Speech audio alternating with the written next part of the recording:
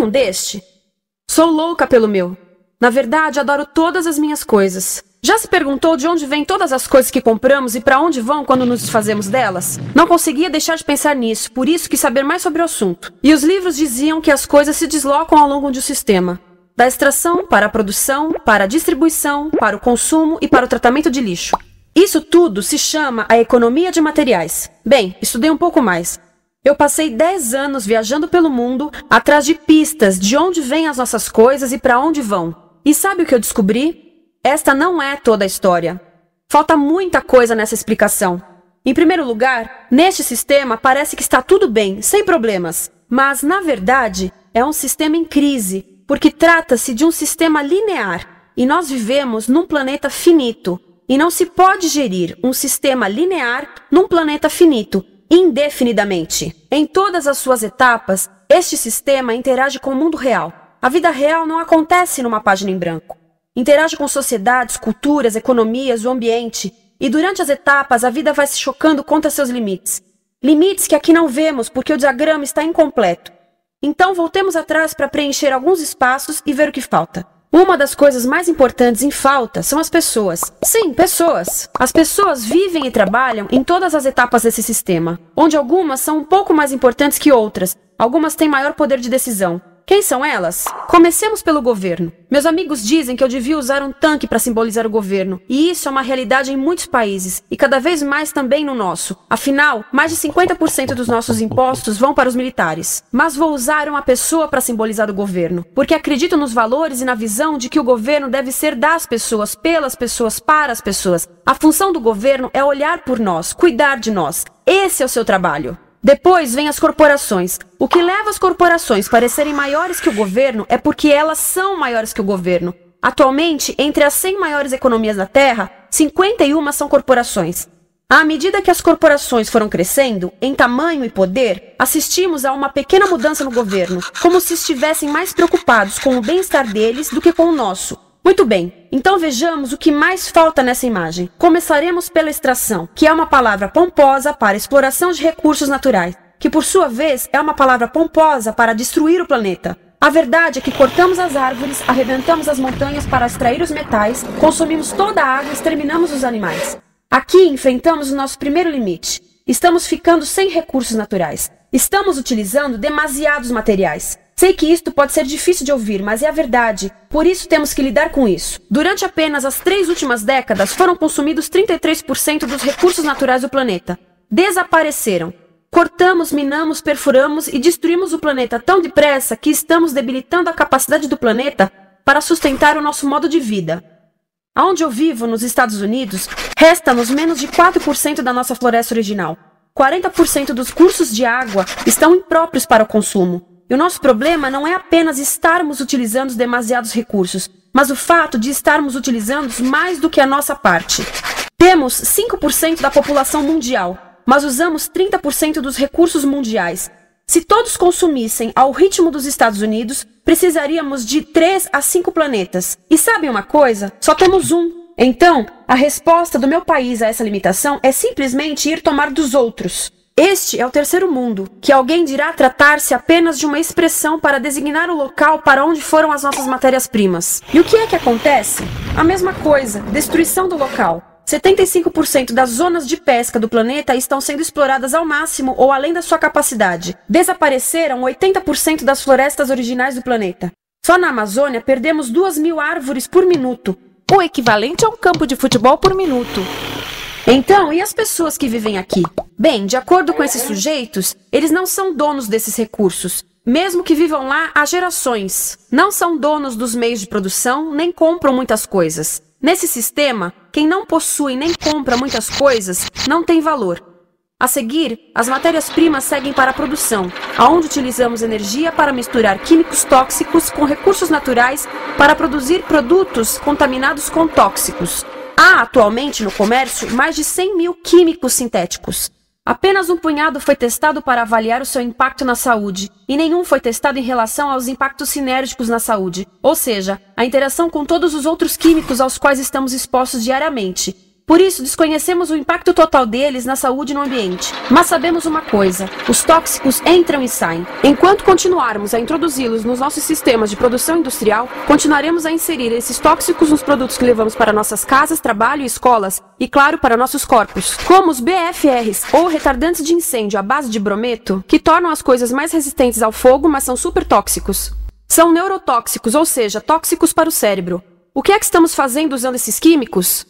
Apesar disso, os usamos em nossos computadores, eletrodomésticos, sofás, colchões e até alguns travesseiros. Sim, pegamos nossos travesseiros, os revestimos com neurotoxinas, levamos para casa e dormimos por 8 horas com eles. Não sei, mas acho que num país com tanto potencial, poderíamos ter uma maneira melhor de evitar que as cabeças peguem fogo à noite. Sabia que essas toxinas vão se acumulando ao longo da cadeia alimentar e se concentram nos nossos corpos? Sabe qual é o alimento do topo da cadeia alimentar com o nível mais elevado de químicos tóxicos? O leite materno. Isto significa que os menores membros das nossas sociedades, os nossos bebês, recebem as maiores doses de químicos tóxicos das suas vidas a partir do leite das suas mães. Não acha que é uma incrível violação?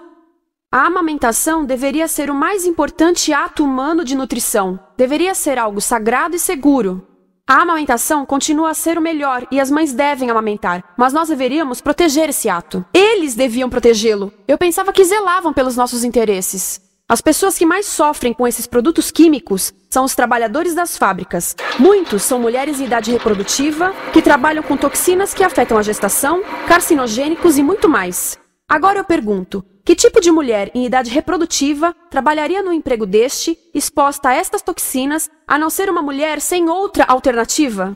Essa é uma das maravilhas desse sistema. A erosão dos ecossistemas e economias locais, aqui, garante um fluxo constante de pessoas sem alternativas. No mundo, há 200 mil pessoas por dia se deslocando de ambientes que as sustentaram ao longo de gerações para cidades, onde muitas vivem em bairros de lata, à procura de emprego, por mais tóxico que seja. Não só os recursos são desperdiçados ao longo desse sistema, mas também pessoas, comunidades inteiras são desfeitas. Sim, as toxinas entram e saem. Muitas delas saem das fábricas em produtos, e muitas mais saem como subprodutos, ou poluição. E estamos falando de muita poluição. Nos Estados Unidos, as indústrias admitem liberar mais de 1.800.000 quilos de químicos tóxicos por ano. Deve ser muito mais, porque isso é o que eles admitem. Trata-se de outro limite, porque quem quer ver e respirar 1.800.000 quilos de químicos tóxicos por ano? Então o que eles fazem? Mudam as fábricas poluidoras para o estrangeiro, para poluir outros países. Mas, surpresa, grande parte dessa poluição volta para nós trazida pelo vento. E o que acontece depois de todos os recursos naturais serem transformados em produtos? Passam por aqui, para a distribuição, o que significa vender todo o lixo contaminado com toxinas o mais rápido possível. Aqui, o objetivo é manter os preços baixos, com as pessoas comprando os produtos em constante movimento. Como eles mantêm os preços baixos? Pagam salários baixos aos trabalhadores das lojas e restringem o acesso aos seguros de saúde sempre que podem. Tudo se resume em exteriorizar os custos. O verdadeiro custo da produção não se reflete no preço. Em outras palavras, não pagamos aquilo que compramos. Outro dia estive pensando nisto. Ia a caminho do trabalho e queria ouvir as notícias. Por isso entrei numa loja para comprar um rádio. Encontrei um pequeno rádio verde engraçado que custava $4,99. Na fila do caixa pensei, como $4,99 podem refletir o custo da produção e transporte desse rádio até ele chegar nas minhas mãos? O metal deve ter sido extraído na África do Sul. O petróleo provavelmente do Iraque. O plástico produzido na China e talvez montado por uma criança de 15 anos numa fábrica do México. $4,99 não paga nem o aluguel do espaço ocupado na prateleira, nem parte do salário do empregado que me atendeu, ou as viagens de navio e caminhão que o rádio fez. Foi assim que eu percebi que eu não paguei o valor do rádio. Então, quem pagou? Estas pessoas pagaram com a perda do espaço dos seus recursos naturais. Estas pagaram com a perda do ar puro, com o aumento de doenças como asma e câncer. As crianças do Congo pagaram com o seu futuro, pois 30% delas abandonam a escola para trabalhar nas minas de coltan, um metal que usamos em aparelhos eletrônicos baratos e descartáveis. Estas pessoas pagaram por não ter direito ao seguro de saúde. Ao longo desse sistema, pessoas contribuíram para que eu comprasse o rádio por $4,99, mas essas contribuições não são registradas por nenhum contabilista. É isto que eu quero dizer com exteriorizar o verdadeiro custo de produção. E isso nos leva à seta dourada do consumo. O coração do sistema, o motor que impulsiona. É tão importante proteger esta seta que se tornou prioridade daqueles dois sujeitos. É por isso que após o 11 de setembro, quando nosso país estava em choque, o presidente Bush poderia ter sugerido fazer luto, rezar, ter esperança, mas não, ele disse para fazermos compras. Compras! Nos tornamos uma nação de consumidores. Nossa principal identidade passou a ser de consumidores. Não mães, professores, agricultores, mas consumidores. Nosso valor é medido e demonstrado pelo quanto contribuímos para esta seta. Quanto consumimos. Não é isso que fazemos? Compramos, compramos, compramos. Manter os produtos circulando. E como circulam? Sabe qual a porcentagem dos produtos que circulam através desse sistema que ainda são usados 6 meses depois da venda na América do Norte? 50%? 20%? Não, 1%. 1. Em outras palavras, 99% das coisas que nós cultivamos, processamos, transformamos, 99% das coisas que percorrem o sistema são lixo em menos de 6 meses. Como é que podemos gerir um planeta com esse nível de rendimento? Mas não foi sempre assim. Hoje, o consumidor médio americano consome o dobro que há 50 anos. Pergunte à sua avó. No tempo dela, a boa gestão, a engenhosidade e a poupança eram valorizados. Então, como é que isso aconteceu? Bem, não aconteceu simplesmente. Foi planejado. Pouco depois da Segunda Guerra Mundial, estes sujeitos estudavam a forma de impulsionar a economia. O analista de vendas Victor Lebow articulou a solução que se tornaria a norma de todo o sistema. Ele disse: a nossa enorme economia produtiva exige que façamos do consumo a nossa forma de vida, que tornemos a compra e uso de bens em rituais, que procuremos a nossa satisfação espiritual, a satisfação do nosso ego no consumo. Precisamos que as coisas sejam consumidas, destruídas, substituídas e descartadas a um ritmo cada vez maior. O conselheiro econômico do presidente Eisenhower disse: o principal objetivo da economia americana é produzir mais bens de consumo. Mais bens de consumo? O nosso principal objetivo? Não é providenciar cuidados médicos, ou educação, ou transportes seguros, ou sustentabilidade, ou justiça? Bens de consumo? Como é que eles nos fizeram adotar esse sistema de forma tão entusiástica? Bem, 2 das suas estratégias mais bem-sucedidas são a obsolescência planejada e a obsolescência perceptiva. A obsolescência planejada é uma outra forma de dizer criado para ir para o lixo. Eles fazem as coisas de modo que sejam inúteis tão rápido quanto possível para jogarmos fora e voltarmos a comprar. Isso é óbvio em sacolas ou copos de plástico, mas verifica-se isso em coisas maiores como esfregões, DVDs, máquinas fotográficas, churrasqueiras, quase tudo, até computadores. Já reparou que quando compra um computador, a tecnologia muda tão rápido que em poucos anos se torna quase um impedimento para a comunicação? Fiquei curiosa e abri um desses computadores para ver o que tinha dentro, e descobri que a peça que se muda a cada ano é apenas uma pecinha no canto. Mas não se pode mudar apenas essa peça, porque cada nova versão tem um formato diferente. Tem que jogar tudo fora e comprar um novo. Estive lendo sobre o design industrial da década de 50, quando a obsolescência planejada começou a aparecer. Esses designers eram muito claros sobre o assunto. Chegavam a debater quão rápido conseguiam que um aparelho avariasse, mas de modo que o consumidor mantivesse fé suficiente para ir comprar outro. Foi tão intencional, mas as coisas não avariam suficientemente rápido para manter essa seta funcionando. Por isso existe também a obsolescência perceptiva. A obsolescência perceptiva nos convence a jogar fora coisas que ainda são perfeitamente úteis. Como fazem isso? Mudam a aparência das coisas. Por isso, se comprou suas coisas há alguns anos, todos percebem que você não tem contribuído para essa seta. E como o nosso valor depende da nossa contribuição para essa seta, isso pode ser embaraçoso. Por exemplo, se eu tiver o mesmo monitor de computador gordo e branco na minha mesa por 5 anos e a minha colega tiver comprado um computador novo, ela vai ter um monitor plano, brilhante que combina com o computador, com o celular e até com as canetas. Ela parece estar operando uma nave espacial e eu pareço que tenho uma máquina de lavar na mesa.